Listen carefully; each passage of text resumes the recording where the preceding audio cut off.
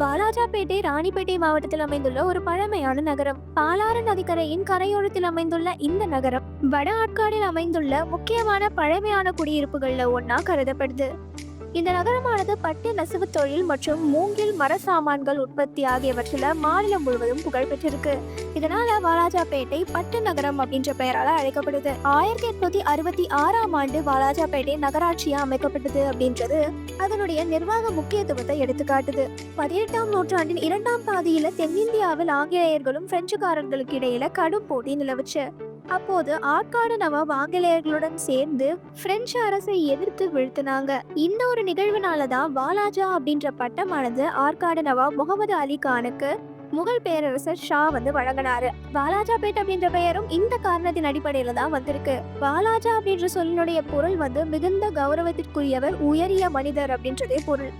ஆற்காடு நவாப் முகமது அலி கான் இவரை நவாப் சுதா முகமது வாலாஜா அப்படின்னும் அழைத்தாங்க. அவரே இந்த நகரத்தை நிறுவியவர் அல்லது முக்கியமாக வளர்த்தவர் அப்படின்றதா நம்பப்படுது. அதனாலேயே இந்த இடமானது வாலாஜா அப்படின்னு அழைக்கப்பட்டது.